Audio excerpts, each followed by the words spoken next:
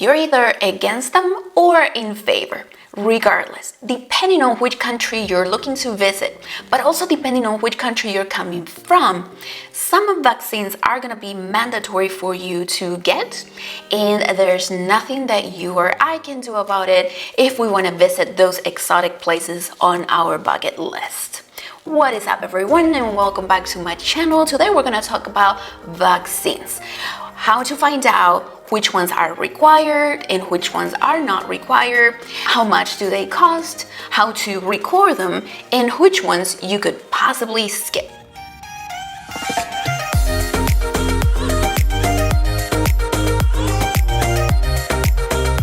Hi there, thanks for being here. My name is Maggie Gomez with The Nomadel, and I create content for those of you who want to travel more, maybe take a gap year. If that interests you, please consider liking this video, subscribing, and hitting that bell notification so you don't miss out on information that will help you achieve your travel dreams. And with that, let's dive right in. So first things first, why are some vaccines required? Travel vaccinations can offer protection in areas where there is a high risk for contracting illnesses, but it also prevents the spread of these diseases from one country to another. For example, yellow fever vaccine is not mandatory when entering Paraguay. However, it does become mandatory if you're entering Paraguay from Brazil. So where can you find information as to which vaccines are mandatory, which ones are recommended, etc.? There are a couple of places where I go, and I'm going to leave a link in the description below, of course. One of those places is the cdc.gov website, and where I go is here to the Traveler's Health tab, and then I'm going to click on destinations, and let's just say I'm going to go to Paraguay. I type that there, click go, and the next page is going to give me a lot of very good information, but I'm specifically looking for vaccines and medicines. So the very first section is going to give me information of the vaccines that all travelers should have. One of those is measles, and that's part of the MMR vaccination package, which is a very basic vaccination bundle that everybody should have. Let's focus on yellow fever for a minute here, and even though it's not a required vaccine, it is required if traveling from a country with risk of yellow fever virus transmission and if you are less than 1 year of age. Another place where you can find a lot of good information regarding vaccinations is Passport Health USA.com, and I'm also going to leave a link in the description below. And here there is a tab just for vaccinations.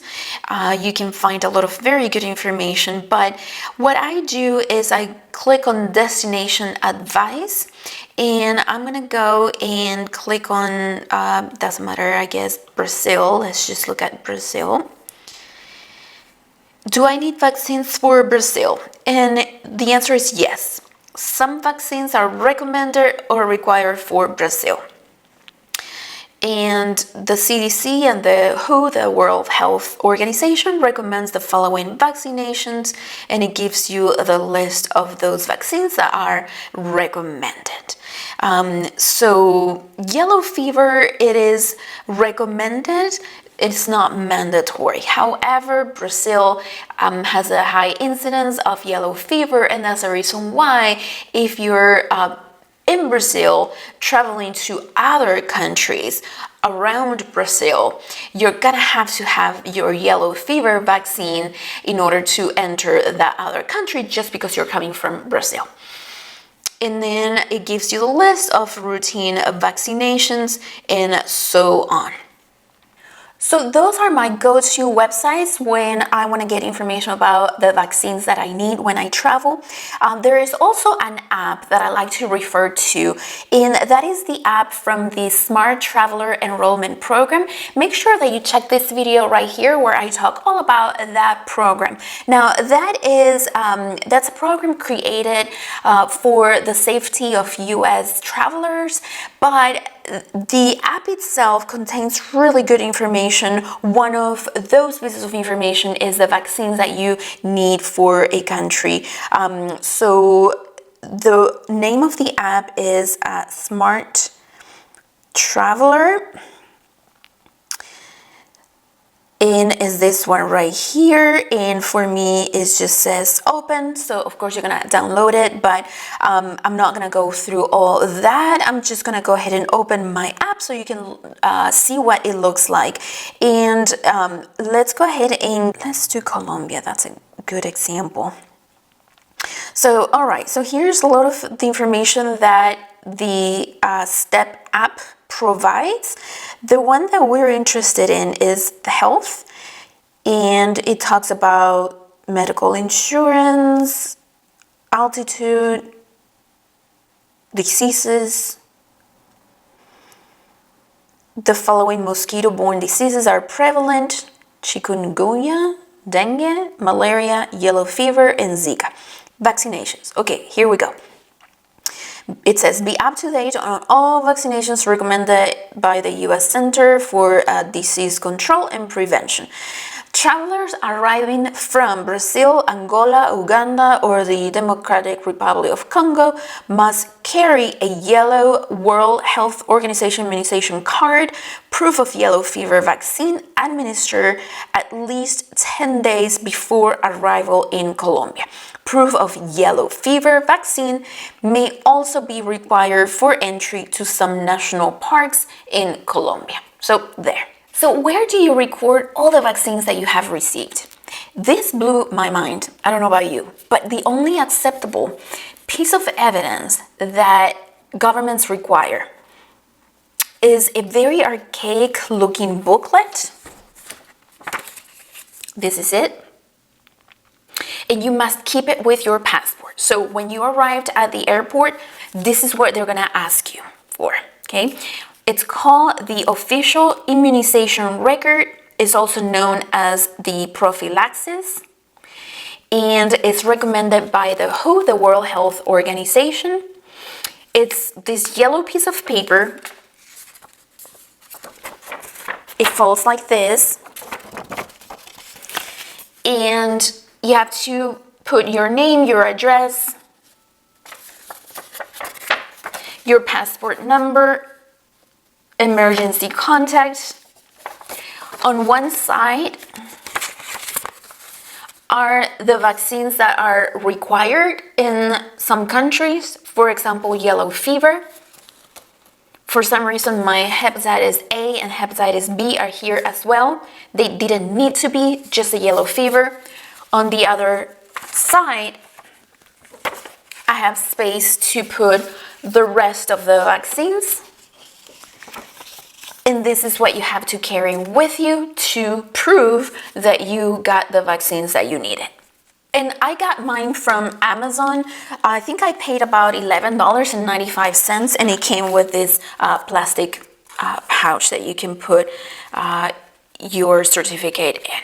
So that's it. So what vaccines are recommended to have? As we saw, that's going to be dependent upon many factors. Of course, where you're going, it's going to be the main factor, but also what activities you're planning on doing.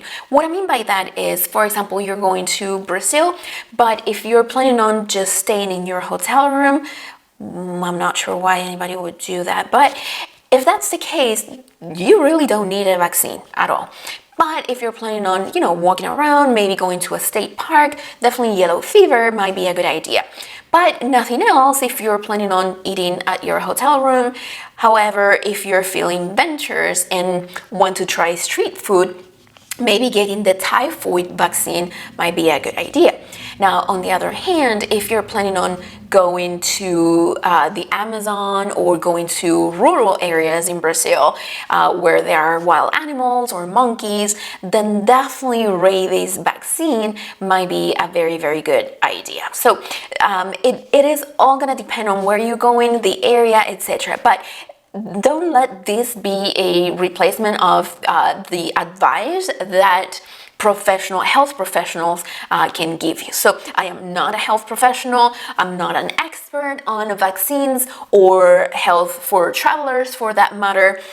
This is just what I have learned in my time traveling and also with my experience with Passport Health. So definitely check them out. If you have any questions, do a lot of research and check the cdc.gov website, the who.gov website as well.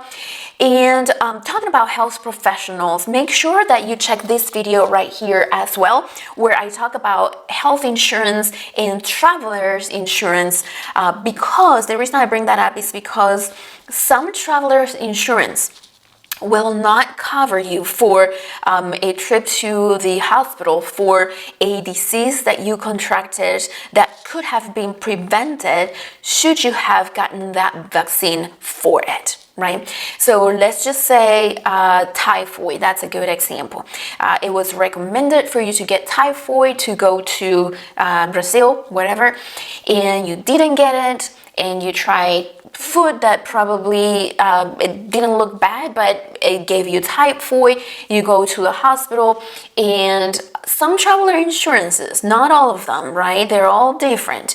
They're going to deny that claim. They're not going to cover that claim because of the fact that you didn't get the typhoid vaccine, even though it was recommended to you. So I just wanted to bring that up so it is on top of your head, so you are aware that that is a possibility.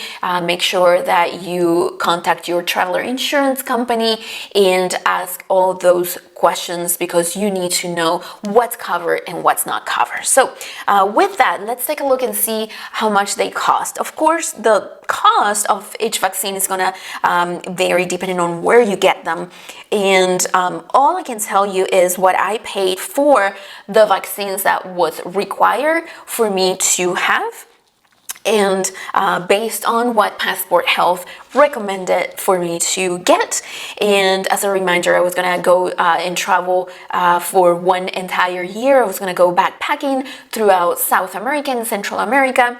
And because of that, what was recommended to me was hepatitis A, $250, hepatitis B, $250, my yearly flu vaccine, that was $45. I declined rabies, even though I was going to volunteer in Cuenca, Ecuador, which is, where a sanctuary of animals is.